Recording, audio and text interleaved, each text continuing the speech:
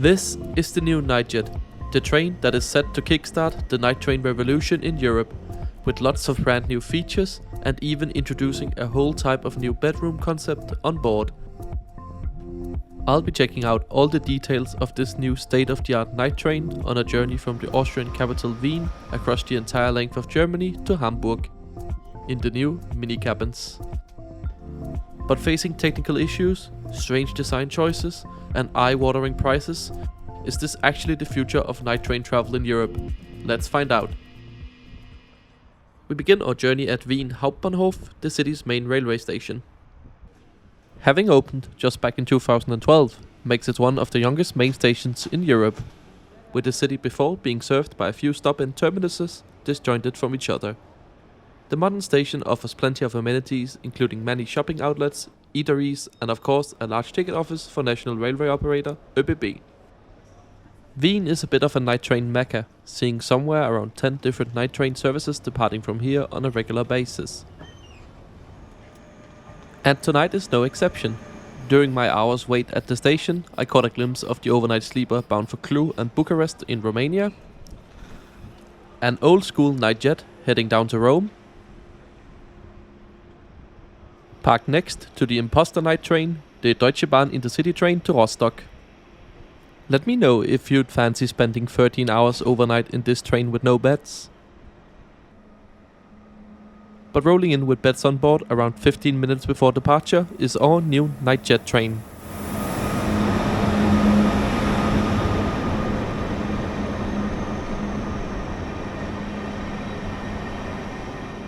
Which at the rear also has some old school carriages bound for Amsterdam.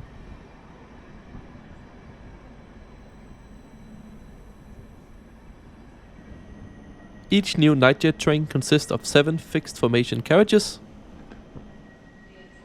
which at one end features a currently unoperable cab car, and at the other end of the train we will find one of ÖBB's Taurus locomotives, which are capable of hauling the train at speeds of up to 230 km per hour. Boy am I excited to try this train out, so let's finally get on board.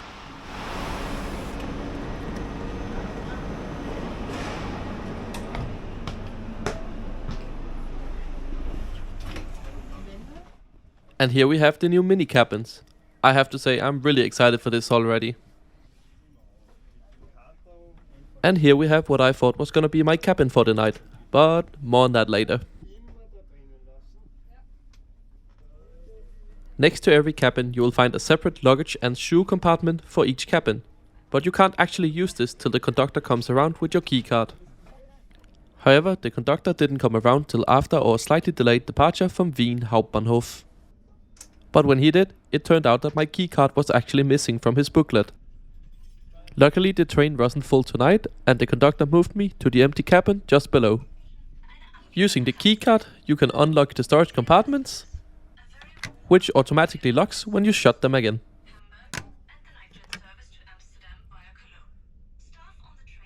Ready in your cabin you will find the bedding and a handy keycard holder so you don't lose your keycard, like the previous passenger in my previous cabin. To get ready for the night, I made up the bed.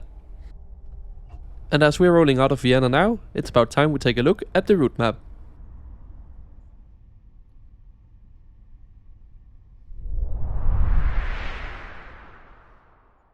Our train is Nightjet 490, which travels via St. Pölten, Linz, Wels, crossing into Germany at Passau before running via Regensburg, Nuremberg, Würzburg, Göttingen, Hanover and finally Hamburg. The trip is scheduled to take 12 hours 55 minutes to reach Hamburg-Altona, which is 1,127 kilometers from Wien, giving the train an average speed of 87 kilometers per hour.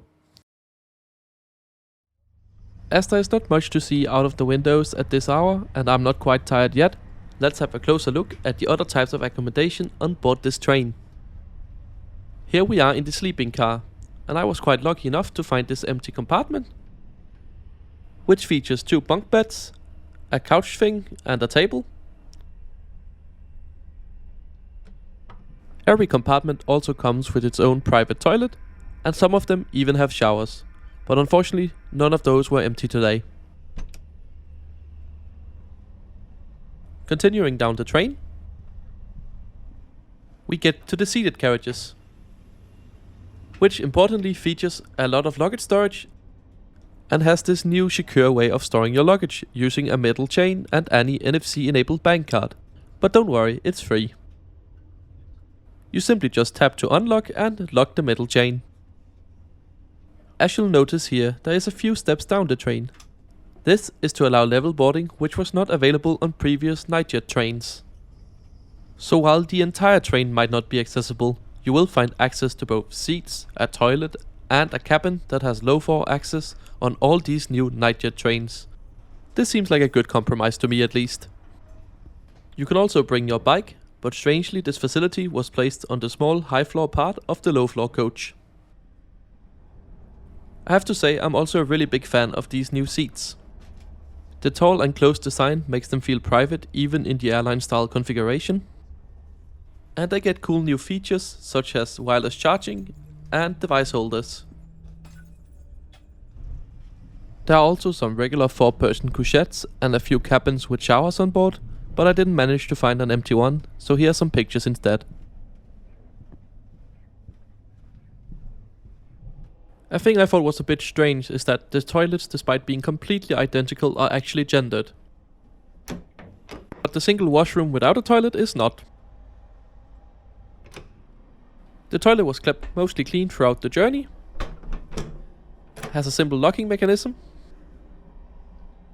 Unfortunately, the sensors wasn't working perfectly, but everything was functional once you managed to place your hand correctly. And back at my cabin, I think it's about time to get some sleep. We'll take a look at the cabin tomorrow, but for now it's time to pull down the blind and turn off the lights.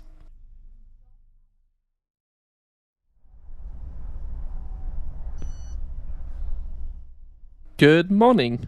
I have just woken up. Let's see where we are. I managed to get a solid 8 hours of sleep here in the mini cabin, meaning the time is now just past 8 AM and we should be 1 hour from Hamburg.